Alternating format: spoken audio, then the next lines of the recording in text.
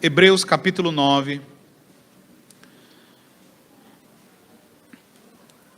Nós vamos ler ainda do verso 1 até o verso 5. Hebreus capítulo 9, do verso 1 até o verso 5. Nós vamos nos concentrar hoje no que o autor aos Hebreus diz, do versículo 3 até o versículo 5, nos utensílios, nos objetos do Santo dos Santos, mas vamos ler todo o trecho a partir do verso 1, a fim de compreendermos melhor, tá bom? Hebreus 9, de 1 a 5, eu farei a leitura e peço que os irmãos acompanhem atentamente. Irmãos, assim nos diz a santa e inerrante palavra do nosso Deus. Ora, a primeira aliança também tinha preceitos de serviço sagrado e o seu santuário terrestre. Com efeito, foi preparado o tabernáculo, cuja parte anterior, onde estavam o candeeiro e a mesa e a exposição dos pães, se chama o santo lugar. Por trás do segundo véu se encontrava o tabernáculo, que se chama o Santo dos Santos, ao qual pertencia um altar de ouro para o incenso, e a arca da aliança totalmente coberta de ouro, na qual estava uma urna de ouro contendo o maná, o bordão de Arão que floresceu e as tábuas da aliança. E sobre ela os querubins de glória, que com a sua sombra cobriam o propiciatório. Dessas coisas, todavia, não falaremos agora pormenorizadamente. Vamos orar. Assim, vamos falar com o nosso Deus, meus amados irmãos.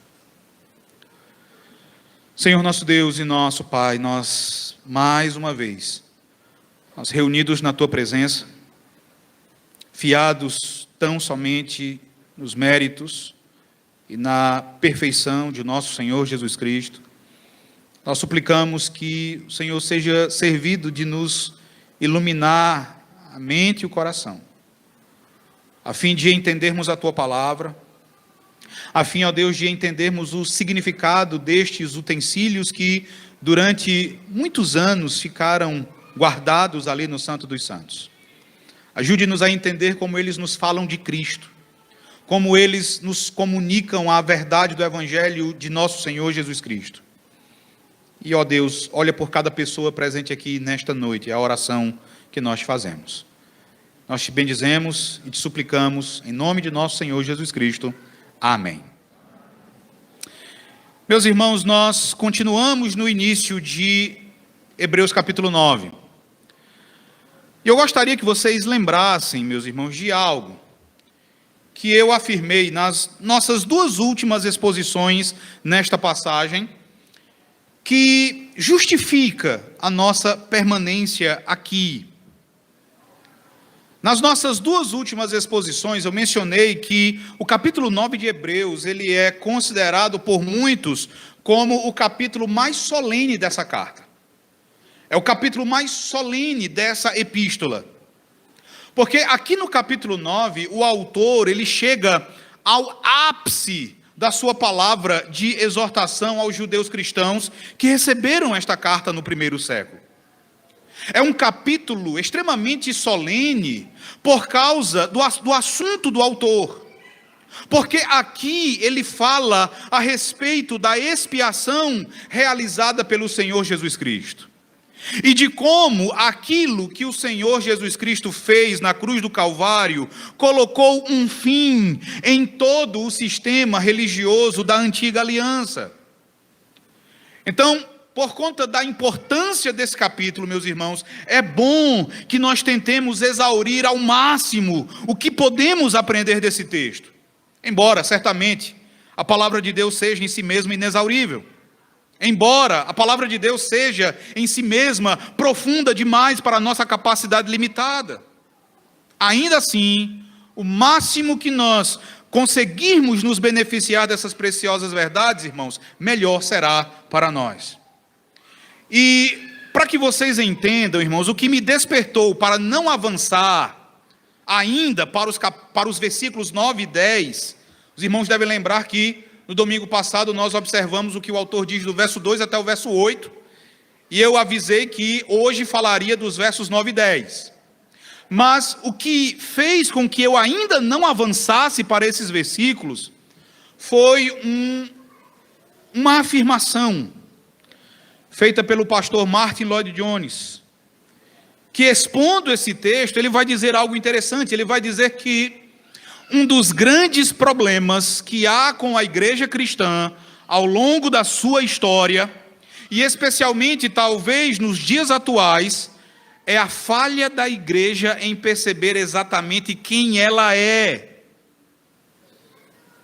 Então, preste atenção a isso que o pastor Martin Lloyd-Jones diz. Uma das razões dos grandes problemas que nós enfrentamos hoje em dia é porque nós temos dificuldade em lembrar quem nós somos como igreja. E se você lembrar, esse problema ele também era encontrado com frequência no povo do Antigo Testamento. Você deve lembrar que Israel era o povo de Deus, um povo abençoado de forma incomparável. Israel era um povo sem igual, extremamente abençoado, favorecido pelo Senhor, mas que vivia murmurando. Um povo que vivia infeliz e insatisfeito. O pastor Martin Lloyd-Jones vai dizer, irmãos, que em certo sentido, tudo pode ser reduzido a isto, a saber, que eles insistiam em esquecer de quem eles eram. Eles se esqueciam da sua própria grandeza, falhavam em perceber que eram o próprio povo de Deus. Eles se esqueciam do que Deus havia providenciado para eles e do que Deus estava pronto para fazer em favor deles. Quando você lê o Antigo Testamento, você pode ver como o povo de Israel vivia constantemente insatisfeito, olhando para as outras nações, desejando ser não diferente, mas desejando ser como os povos vizinhos que tinham os seus próprios reis. Irmãos, Israel possuía algo muito melhor. Israel possuía algo incomparavelmente melhor que as nações vizinhas. Israel tinha a teocracia, eles eram governados diretamente pelo Senhor. Mas eles murmuravam com frequência.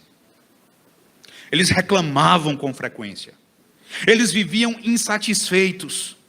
Eles desejavam aquilo que era menor e pior, quando tinham aquilo que era melhor e maior. E foi por desejarem tanto aquilo que era menor, que com frequência Israel apostatou, desviou-se do Senhor. E como nós temos observado já há bastante tempo, meus irmãos, este também era o perigo que cercava os hebreus, os judeus cristãos que receberam esta carta. Estes judeus cristãos também tinham algo infinitamente melhor que os judeus da antiga aliança. Mas eles estavam sendo tentados e possivelmente alguns deles até já se mostrassem insatisfeitos e acalentando em seus corações a possibilidade de abandonarem a fé cristã e retornarem ao judaísmo. Talvez alguns deles já vissem como agradável a ideia de abandonarem ao Senhor Jesus Cristo e retornarem à religião da antiga aliança.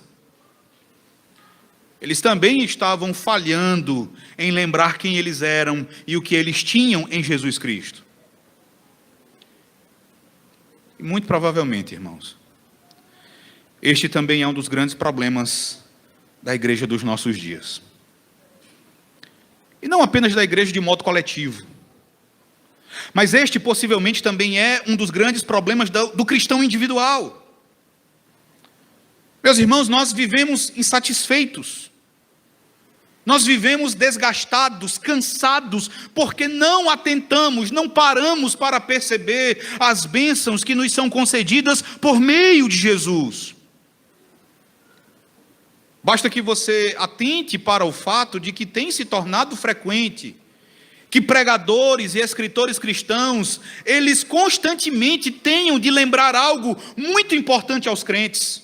Frequentemente hoje você vai encontrar pregadores tendo de lembrar aos crentes o seguinte: a sua identidade, ela não é definida pelas circunstâncias, a sua identidade, ela não é definida pelas coisas exteriores, a sua identidade se encontra em Cristo.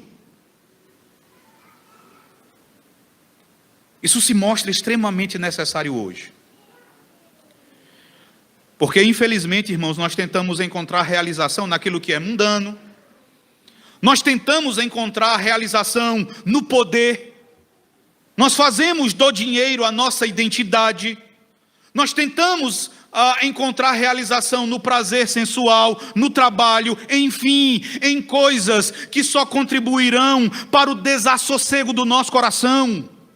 Então se torna necessário que nós sejamos lembrados de onde se encontra a nossa verdadeira identidade, porque nós somos como Israel, nós somos como os hebreus que receberam esta carta. É por essa razão, irmãos, que hoje, mais uma vez, eu desejo olhar para o início do capítulo 9, e hoje eu quero concentrar a minha atenção, juntamente de vocês, nos versículos de 3 a 5. É verdade que no final do versículo 5, o autor diz que ele não vai falar desses utensílios de forma detalhada no momento da escrita da sua carta. Ele dá a entender que vai deixar isso para depois. Apesar disso, e apesar de num primeiro momento eu ter tentado seguir a lógica do autor, eu penso que nós podemos dedicar tempo nesta ocasião para olharmos para esses versículos e pensarmos acerca desses utensílios, desses objetos, e de como eles se relacionam com a nossa vida cristã, de modo específico com quem nós somos enquanto cristãos e enquanto igreja. O meu objetivo, meus irmãos, com o auxílio do Espírito Santo de Deus, é mostrar a todos vocês que nós não podemos agir como se não fôssemos o povo de Deus. Nós não podemos agir, nós não podemos viver como se não fôssemos remidos por Jesus Cristo. Nós não podemos viver como se fôssemos ignorantes acerca de quem nós somos e do que Deus tem feito em nosso favor. Por isso, olhe para o texto. Hebreus 9, do verso 3 ao verso 5. Eu peço que agora você o leia juntamente comigo. Todos juntos.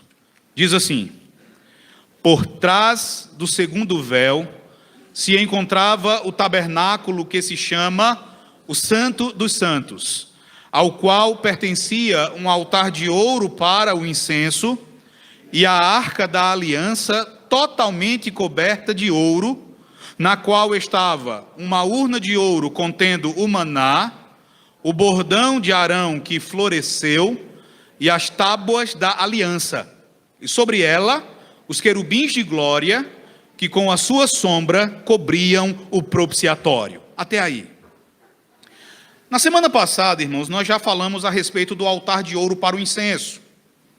Se você ler lá no livro de Êxodo, as instruções que Deus dá a Moisés para a construção do tabernáculo, você vai encontrar que esse altar de ouro para o incenso, ele ficava, na verdade, não no Santo dos Santos, mas ele ficava no lugar santo, junto do candelabro e junto da mesa de ouro com os pães da proposição. Nós vimos que o autor de Hebreus, ele fala desse altar como que estando dentro do Santo dos Santos, porque ele deseja fazer uma conexão com aquilo que acontecia no dia da expiação. Quando o sumo sacerdote entrava no Santo dos Santos, levando o sangue para ser aspergido sobre a arca. Quando o sacerdote adentrava o Santo dos Santos, ele também levava um incensário. Ele tirava algumas brasas vivas do altar que ficava no lugar santo, ele colocava essas brasas no seu incensário e com ele adentrava o Santo dos Santos. É por isso que do santo lugar até o Santo dos Santos, uma nuvem de fumaça encobria o sumo sacerdote à medida que ele adentrava no recinto mais sagrado do tabernáculo. E com isso, com essa conexão, o autor aos Hebreus, ele aponta para o Senhor Jesus Cristo. Porque nós vimos que nas Escrituras o incenso, ele sempre vai ser símbolo da oração. Quando João tem a visão do trono de Deus e ele vê os 24 anciãos diante do trono, ele vê também que cada um desses anciãos tem uma taça de ouro cheia de incenso, e João vai dizer que esse incenso representa as orações dos santos. Então, quando o sumo sacerdote entra no Santo dos Santos com o seu incensário e coberto de fumaça, isso aponta para as nossas orações que são levadas a Deus por Jesus Cristo, isso aponta para a intercessão que o próprio Jesus faz em nosso favor. Tudo isso nós vimos na semana passada. Hoje, meus irmãos, o meu objetivo é observar com vocês os demais objetos. É observar, em primeiro lugar, você pode ver aí no verso 4, quando o autor vai falar da Arca da Aliança. Qual é o significado disso? Nós não temos nenhuma Arca da Aliança, mas por que ela é importante para nós? O que nós podemos aprender a respeito da Arca? Meus irmãos, a Arca da Aliança, ela era uma caixa de madeira de acácia, ela tinha pouco mais de 1 metro de comprimento, 70 centímetros de largura e 70 centímetros de altura. E ela era completamente coberta de ouro puro. Essa arca, ela ficava sempre no Santo dos Santos, a não ser quando o povo de Israel se colocava em marcha, se encontrava em peregrinação. Quando o povo de Israel começava a marchar, o tabernáculo era desmontado e a arca, ela era levada pelos sacerdotes em sua jornada. Mas quando Israel parava, quando Israel montava acampamento, ou depois, já na terra de Canaã, quando o tabernáculo finalmente se estabeleceu de vez, a arca ficava permanentemente no Santo dos Santos. E meus irmãos, eu desejo chamar a atenção de vocês justamente para o momento quando a Arca da Aliança era colocada em movimentação. Irmãos, para onde quer que o povo de Israel fosse, para onde quer que o povo de Israel se dirigisse, a Arca da Aliança ia com eles. E o fato de a Arca da Aliança seguir junto do povo, John Owen vai dizer que era o sinal, era o penhor, era o símbolo mais importante da presença de Deus entre o povo. A arca no meio do povo era um sinal visível. O povo de Israel olhava para a arca e sabia que Deus estava com eles. E mesmo depois, quando o povo parou de peregrinar de um lado para o outro, e quando a arca se estabeleceu ali no Monte Sião, no templo de Jerusalém, a presença da arca, o símbolo do trono de Deus, dava ao povo a certeza de que Deus estava com eles. Toda vez, fosse você um judeu, toda vez que você olhasse para o templo, toda vez que o sumo sacerdote entrasse no Santo dos Santos, você seria lembrado da Arca da Aliança. Você seria lembrado do que havia dentro da Arca da Aliança. Por sua vez, isso lembraria a você de que todo o teu ser, de que tudo que você é, tudo pertence a Deus, e tudo que Deus é pertence a você. Isso deveria, meus irmãos, servir para livrar Israel da constante tendência de conceber a si mesmo de uma maneira puramente terrena e humana.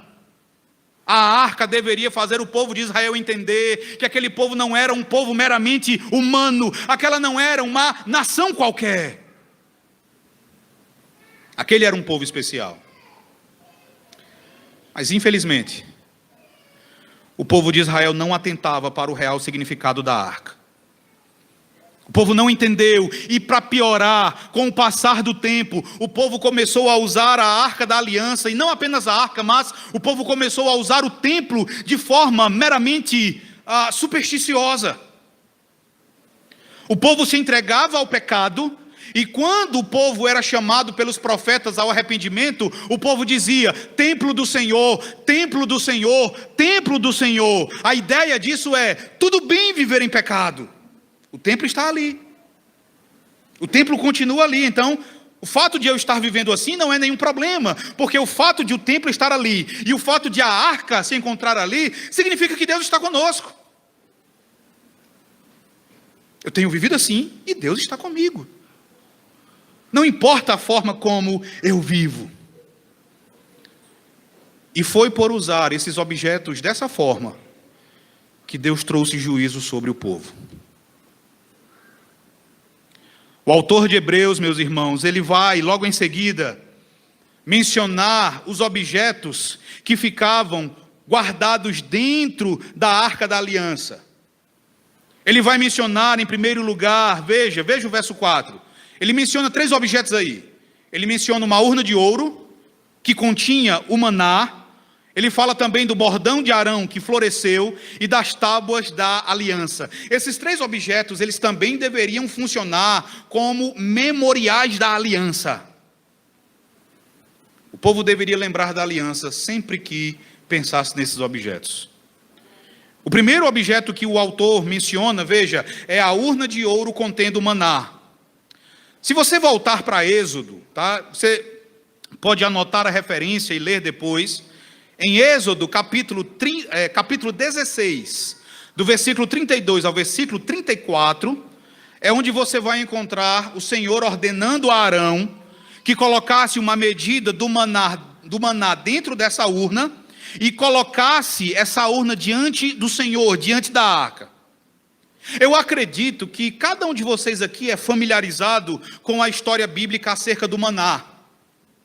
De como o povo de Israel, em um determinado momento da sua peregrinação no deserto, começou a reclamar. Depois de sair do Egito, não demorou muito para que Israel começasse a murmurar contra o Senhor. O povo começou a dizer: você nos tirou do Egito para morrermos de fome aqui. Teria sido muito melhor permanecermos ali. Ali nós tínhamos comida. Ali, apesar de todo o trabalho, apesar da escravidão, era melhor, porque ali nós poderíamos comer. E Deus, de forma graciosa, irmãos, Deus providencia comida para o povo. Em uma determinada manhã, logo cedo, o povo viu no chão uma coisa fina, semelhante a escamas, fina como a geada sobre a terra. É o que diz Êxodo capítulo 16, verso 14. Deus enviou o maná. Deus enviou do céu pão. Do pão que o Senhor enviou diretamente do céu para salvar a fome do seu povo, Deus ordenou que se recolhesse uma porção e que ela fosse colocada diante dele como memorial. Irmãos, o maná, ele era enviado pelo Senhor todos os dias da semana, com exceção do sábado. O povo deveria colher apenas o que era suficiente para um dia.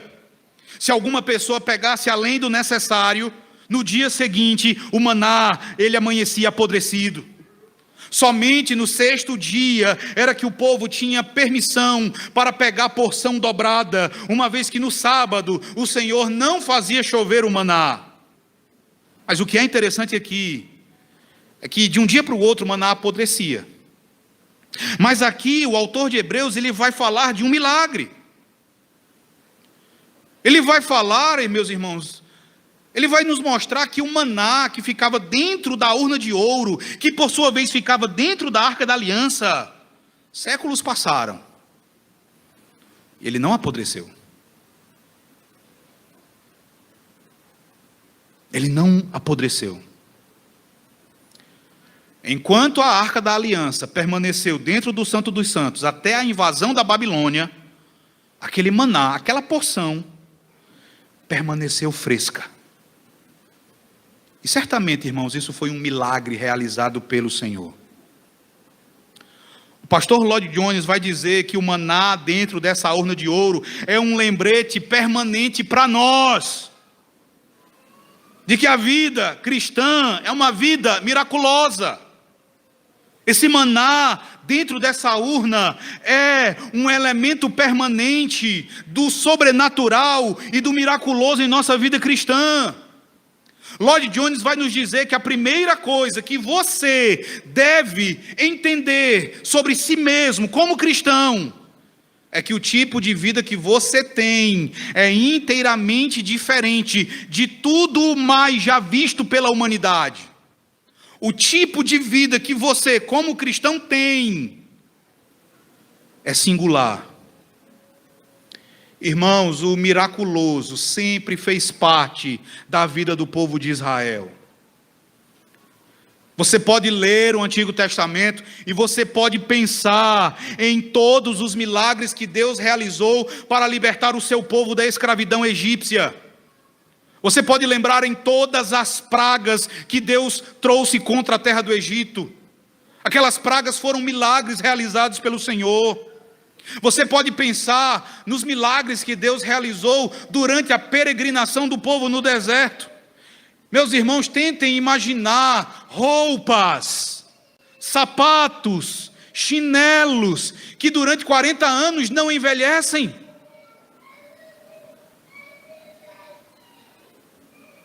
Vestimentas e calçados que durante 40 anos não se desgastam. Nenhum povo jamais experimentou isso. Apenas Israel. Todos os demais povos tinham de trabalhar para se alimentarem, para se sustentarem, mas Israel não.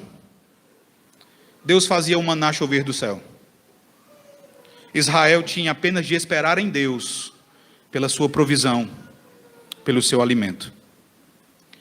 E a verdade mais importante sobre o maná, meus irmãos, nos é dada pelo próprio Senhor Jesus Cristo, no Evangelho de João, no capítulo 6. Abra a sua Bíblia, João capítulo 6, do verso 48 ao verso de número 51. O Senhor Jesus Cristo vai nos dizer que o maná falava dele. É interessante que em Êxodo 16, quando Deus faz chover o maná pela primeira vez, e o povo de Israel vê o maná, o povo faz uma pergunta interessante. Na nossa tradução, a pergunta que o povo faz é: o que é isso? Mas a expressão que é usada ali no texto original, ela também pode ser traduzida como: quem é ele? Quem é ele? Algum tempo depois, alguém dá a seguinte resposta. Veja o verso 48 de João 6. Eu sou o pão da vida. Quem é ele? Eu sou o pão da vida. Vossos pais comeram maná no deserto e morreram. Este é o pão que desce do céu, para que todo o que dele comer não pereça. Eu sou o pão vivo que desceu do céu. Se alguém dele comer, viverá eternamente. E o pão que eu darei pela vida do mundo é a minha carne. Essa é a verdade mais importante acerca do maná. O maná é um lembrete do nosso Redentor. Mas volte para Hebreus 9. O autor vai mencionar um segundo objeto. Depois de falar da urna de ouro contendo maná, ele também vai falar do bordão de Arão que floresceu. Abra sua Bíblia também em Números, no capítulo 17. Em Números 17, no verso 8, você vai encontrar uma descrição bastante interessante do que de fato aconteceu com o bordão, ou seja, o cajado de Arão. Números, capítulo 17, verso 8, abra lá. Números 17, verso 8, leia comigo, vamos ler todos juntos. Diz assim: todos acharam? Ou misericórdia para alguém? Eu ouvi. Números 17, verso 8. Vamos ler todos juntos. No dia seguinte, Moisés entrou na tenda do testemunho, e eis que o bordão de Arão, pela casa de Levi, brotara, e tendo inchado os gomos, produzira flores e dava amêndoas. Olha que interessante, era um cajado, cortado certamente já há pelo menos uns 30 anos. Ele brota. Ele produz, o verso 8 vai dizer flores. Ele vai produzir amêndoas. E nesse mesmo capítulo de Números, o Senhor Deus ordena que esse bordão, veja o verso 10, que ele seja colocado perante o testemunho, para que se guarde por sinal para filhos rebeldes. Assim darás a acabar as suas murmurações contra mim, para que não morram. Meus irmãos, o Senhor disse isso por causa de um problema que acontece no capítulo anterior, no capítulo 16. Se você ler o capítulo 16 de Números, você vai se deparar à rebelião, à famosa rebelião de Coré, Datã e Abirão, que desafiam Moisés e Arão, que chegam diante de Moisés e Arão e dizem: todo o povo do Senhor é santo. Por que só vocês dois é que ministram ao povo? Por que nós também não podemos ministrar? Nós também podemos ser sacerdotes, nós também podemos nos aproximar de Deus. Por que só vocês? Por que nós dependemos de vocês? E Deus então faz um desafio. Deus faz com que todo o povo se achegue a Ele. Ele pune a rebeldia de Coré, Datã e Abirão e daqueles que apoiaram a sua rebelião. E Deus então resolve mostrar ao povo porque apenas Arão poderia servir como sacerdote. Ele ordena que bordões de todas as tribos sejam apresentados diante dele, porque o bordão que brotar, o bordão que florescer, esse é o bordão do sacerdócio. E então o bordão de Arão, ele floresce. O fato de o bordão de Arão florescer significa que Deus confirmou Arão como sumo sacerdote. Arão foi escolhido pelo Senhor, e o sinal dessa escolha foi o fato de apenas o bordão de Arão ter florescido e dado frutos.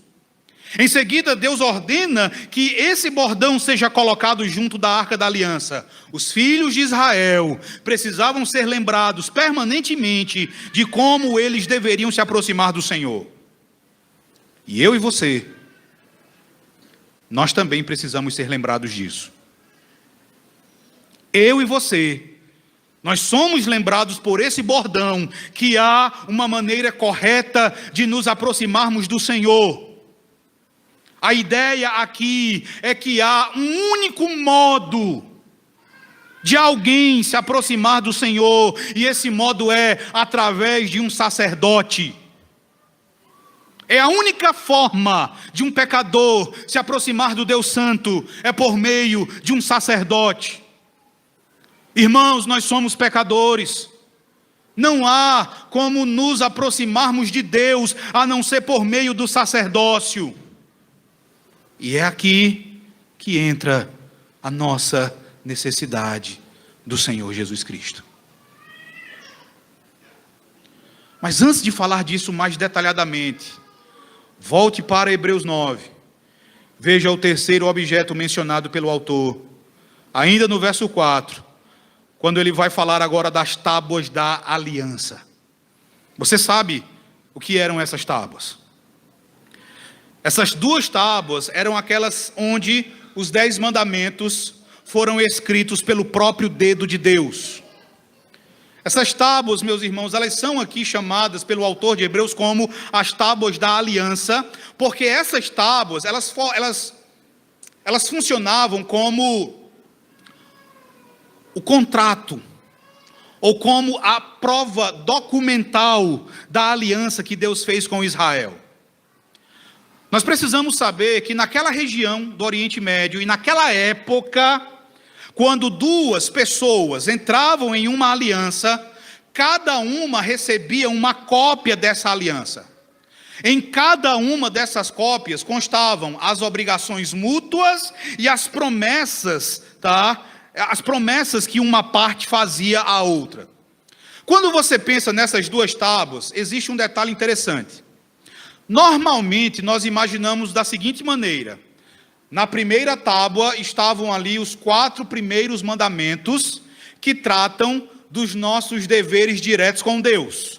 Não terás outros deuses diante de mim, não farás para ti imagem de escultura, não tomarás o nome do Senhor teu Deus em vão, e lembra-te do dia de sábado para o santificar. Já na segunda tábua estavam os outros 6 mandamentos que tratam dos nossos deveres para com o nosso próximo. Honra teu pai e tua mãe, não matarás, não adulterarás, não furtarás, não dirás falso testemunho e não cobiçarás. Não é assim que a gente pensa muitas vezes? Mas não é assim que os mandamentos se encontravam nas duas tábuas. Meus irmãos, em cada tábua tinha os 10 mandamentos. Porque cada tábua era como que a cópia de cada uma das partes. Uma tábua era a cópia do Senhor, o soberano, o suzerano. Já a segunda tábua era a cópia de Israel, o povo vassalo, o povo servo do grande rei. Em cada uma você tinha a aliança escrita ali. E essa aliança, ela é depositada então dentro da arca. Abra a sua Bíblia e veja isso em Deuteronômio, no capítulo 10. Deuteronômio, capítulo 10, do verso 1 até o verso 5.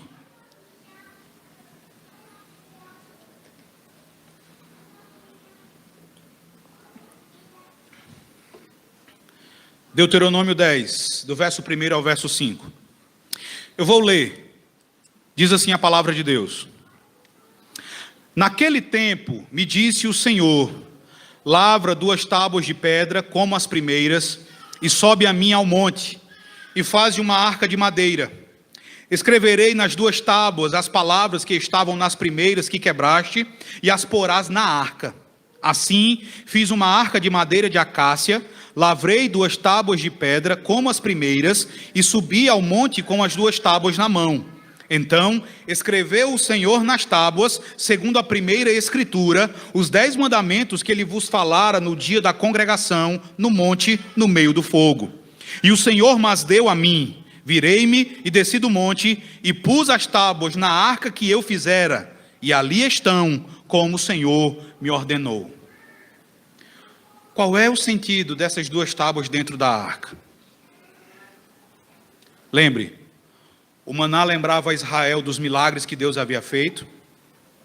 O bordão de Arão lembrava a Israel acerca de como o povo poderia se aproximar de Deus. Essas 2 tábuas, elas eram um memorial de como o povo deveria viver. A lei moral escrita nessas 2 tábuas, meus irmãos, era o padrão pelo qual, como povo da aliança, os israelitas, o padrão ao qual eles deveriam se conformar. Eles deveriam entender que quebrar a lei era quebrar a aliança. Transgressores da lei eram transgressores da aliança. Essas 2 tábuas lembravam ao povo a vida que o povo deveria viver, uma vida santa. Santificai-vos, Deus disse, e sede santos, pois eu sou o Senhor, o vosso Deus. O povo deveria viver uma vida reta, santa e justa, e essa santidade significava conformidade à vontade de Deus revelada na sua lei. O povo não recebeu a lei para por meio dela ser redimido, é o contrário. O povo foi redimido e depois de redimido recebeu a lei para viver de acordo com ela e por meio disso expressar a Deus a sua gratidão, responder ao amor de Deus com uma vida piedosa, uma vida de obediência. Alguém pode perguntar, mas qual seria então a utilidade da lei moral para alguém que já foi salvo? A resposta pode ser observada no nosso Catecismo Maior de Westminster, na resposta à pergunta 97. A pergunta 97 diz: de que utilidade especial é a lei moral aos regenerados? E o nosso catecismo vai dizer que apesar de a lei não nos justificar, apesar de a lei não nos salvar, a lei é útil para mostrar àqueles que foram salvos pela graça o quanto eles devem a Cristo. A lei nos mostra isso, porque ela mostra a você o que você não poderia fazer, e ela mostra a você o que Cristo fez.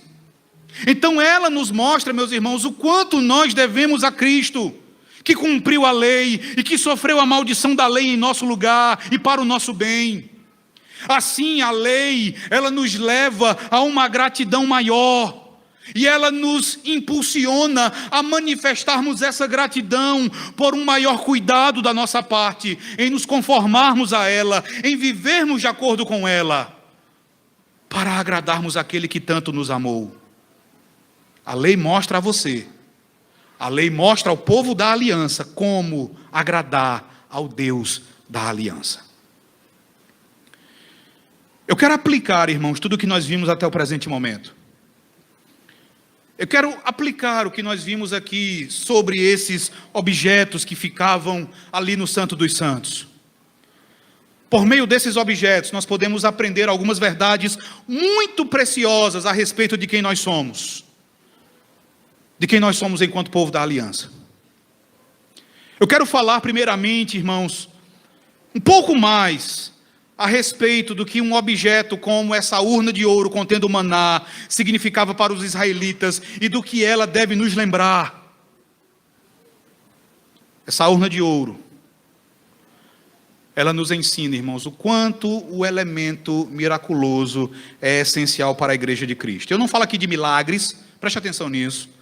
Eu não falo aqui de milagres da mesma forma como irmãos de outra tradição costumam falar em milagres. Eu falo de milagres aqui em toda e qualquer intervenção de Deus para manter, para salvar, para preservar o seu povo, a despeito de todas as dificuldades. Meus irmãos, um princípio destacado pelo pastor Martin Lloyd-Jones é que a vida do cristão, ela é uma vida milagrosa e sobrenatural na sua própria origem. Você não poderia provocar ou produzir a tua própria regeneração. Você não poderia gerar fé em si mesmo. Meus irmãos, a história da igreja de Cristo não pode ser devidamente entendida, senão como um milagre desde o seu início. Começa pela maneira como o Senhor chama cada cristão, chamando-o da morte para a vida. Você não é um homem, ou você não é uma mulher comum, que está apenas tentando, se esforçando para ser melhor do que as outras pessoas. Se você é cristão, você é um milagre. O cristão, ele é um milagre. O cristão é alguém absolutamente separado. O cristão é uma nova criação de Deus. Os cristãos não surgiram em decorrência dos seus próprios esforços. Quem dá vida é Deus. O Deus que enviou o maná. Toda a origem dos filhos de Israel é miraculosa e sobrenatural. Assim também se dá conosco. A nossa origem, enquanto cristãos, enquanto igreja, é sobrenatural. Você precisa ser lembrado dessa verdade gloriosa. Você precisa ser lembrado de que a igreja de Cristo não é uma instituição como qualquer outra. A igreja de Cristo não é como qualquer outra coisa na terra. E isto também deve nos prevenir de querermos ser como o mundo. Isto também deve nos prevenir de nos ajustarmos ao que é mundano. E meus irmãos, não apenas na nossa origem, mas também na maneira como nós somos preservados pelo Senhor. Muitas vezes nós somos tentados a recorrer a meios, a métodos carnais, a métodos mundanos. Mas a igreja, ela é sustentada não por métodos carnais, não por métodos mundanos, ela é sustentada pelo poder de Deus, pelo grande poder de Deus. Por que a igreja existe até os dias de hoje? Por um milagre apenas.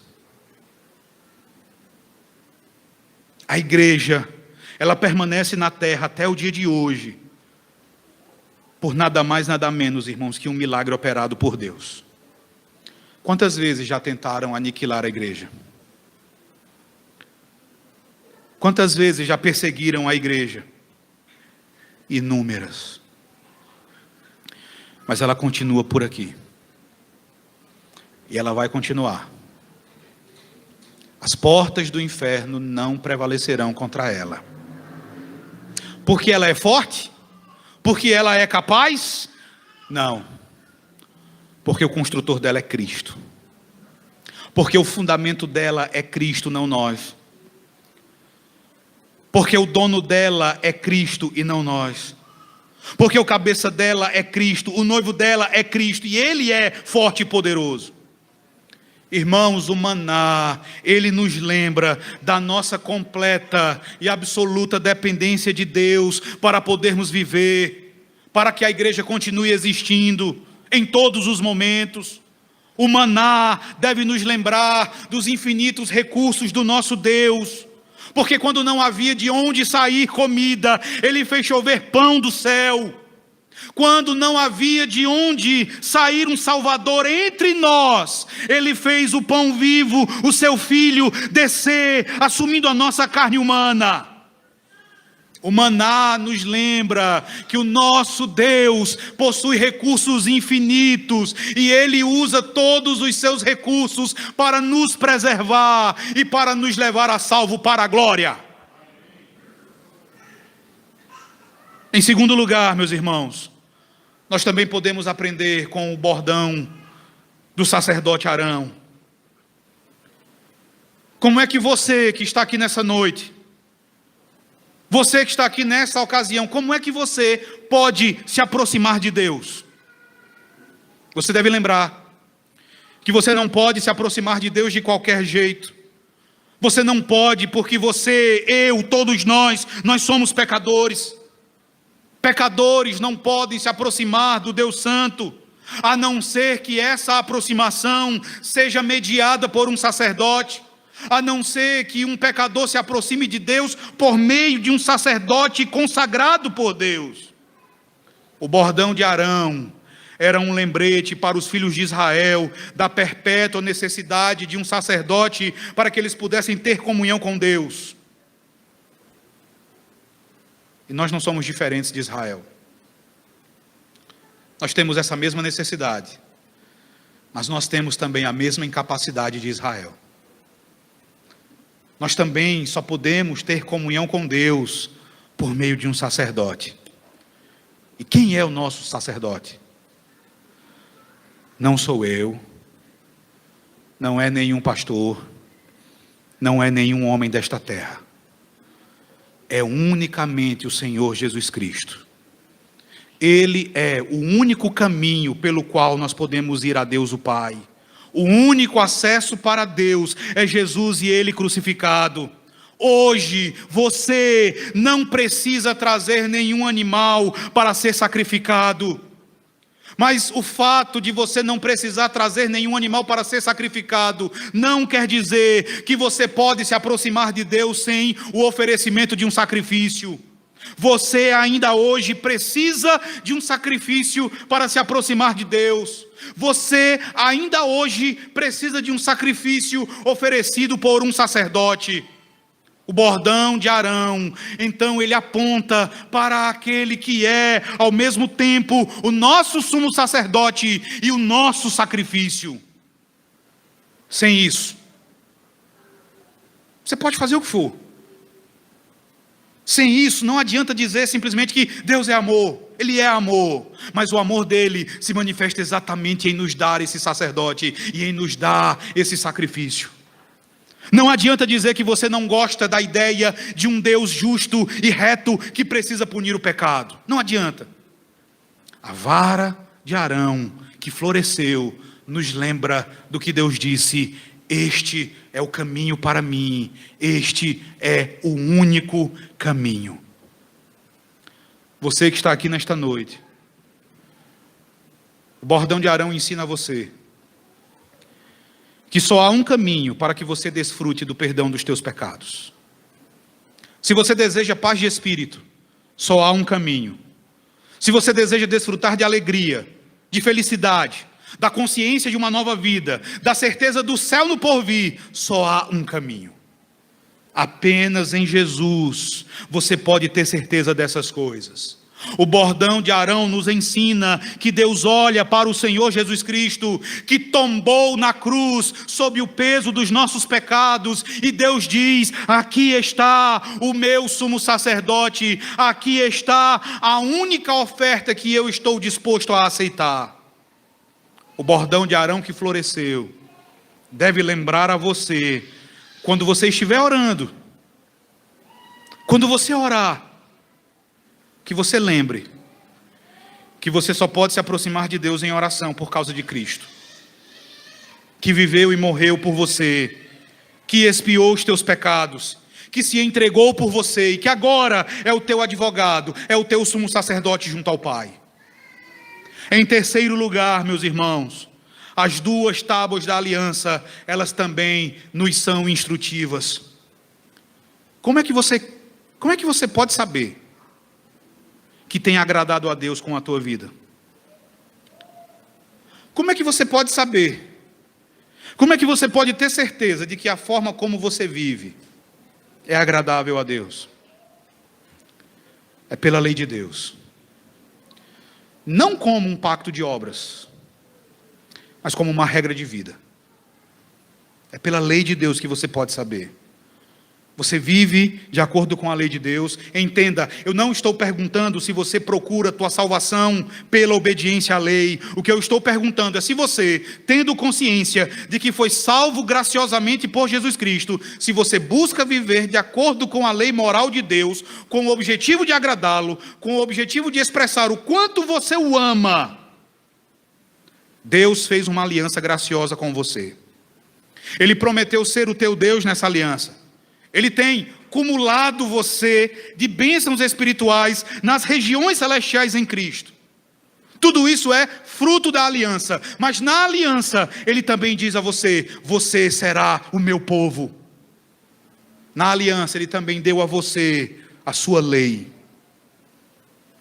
Não há aliança sem promessa, mas também não há aliança sem lei. Não há relacionamento pactual com Deus sem obediência à lei. Se você vive em desobediência, se você vive transgredindo a lei de Deus, isso quer dizer que você repudia a aliança da graça. E se você repudia a aliança da graça, você repudia o Deus da aliança. Nós não temos hoje essas duas tábuas da lei, mas nós temos os 10 mandamentos registrados nas Escrituras. E se cremos em Cristo, o autor aos Hebreus vai dizer que nós também temos essa lei gravada em nossos corações. Então, irmãos, por que nós vivemos muitas vezes em desobediência?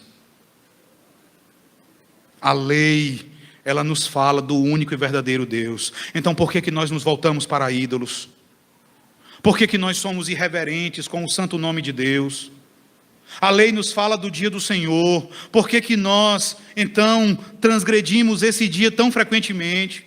A lei nos diz como nós devemos tratar os nossos pais e como nós devemos tratar todos aqueles que foram revestidos por Deus com autoridade. Então, por que nós somos tão rebeldes?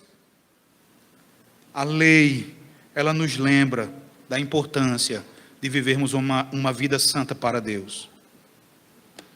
E eu concluo, meus irmãos, de fato, chamando a atenção de vocês para o versículo 5 do nosso texto. É o ponto alto da nossa passagem de hoje. Porque se você observar o verso 5, o autor ainda vai falar dos querubins de glória que com a sua sombra cobriam o propiciatório. Tudo isto, meus irmãos, nos fala sobre Jesus Cristo. Nós temos o dever de viver uma vida santa, mas, meus irmãos, como nós pecamos. Ai de nós, se não fosse Cristo. Ai de nós, se não fosse a justiça de Cristo imputada a nós. Nós estaríamos irremediavelmente perdidos. Esses querubins, veja. Esses querubins, meus irmãos, eles nos falam da nossa grande necessidade de Jesus Cristo. Eu pergunto a vocês, qual é a primeira vez na Bíblia em que os querubins aparecem? Abra em Gênesis capítulo 3, verso 24. Gênesis 3, verso de número 24, veja lá.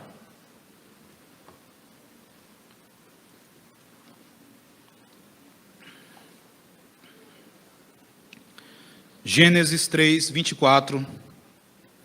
Encontraram? Então vamos ler todos juntos. Diz assim: e expulso, todos juntos, vamos lá? E expulso o homem, colocou querubins ao oriente do jardim do Éden, e o refulgir de uma espada que se revolvia para guardar o caminho da árvore da vida. O que os querubins representam nessa cena? Antes disso, abra agora em Êxodo 25, quando Deus ordena que os querubins sejam colocados na arca. Que 2 querubins de ouro sejam confeccionados e colocados na tampa da arca. Abra lá, Êxodo capítulo 25, do verso 18 ao verso 21. Eu vou ler e agora você vai acompanhar. Êxodo 25, de 18 a 21, diz assim: farás 2 querubins de ouro batido os farás, nas 2 extremidades do propiciatório. Um querubim na extremidade de uma parte, e o outro na extremidade da outra parte. De uma só peça com o propiciatório fareis os querubins nas 2 extremidades dele. Os querubins estenderão as asas por cima, cobrindo com elas o propiciatório. Estarão eles de faces voltadas uma para a outra, olhando para o propiciatório. Porás o propiciatório em cima da arca, e dentro dela porás o testemunho. O testemunho aqui é as 2 tábuas, tá? Porás dentro dela o testemunho que eu te darei. Irmãos, em Gênesis 3, na primeira vez que os querubins são mencionados, eles aparecem quando o homem cai em pecado. E quando o homem é expulso do paraíso. Eles são colocados ali, junto à árvore da vida, junto de uma espada flamejante que se revolvia, porque eles vão impedir, a partir dali, o acesso do pecador à árvore da vida. Os querubins, eles vão aparecer como uma espécie de ameaça ao pecador. O pecador não pode passar. O pecador não pode ter acesso à árvore da vida. Às vezes nós pensamos nos querubins como uma classe específica de anjos, e essa palavra, ela não descreve uma hierarquia ou uma classe especial de anjos.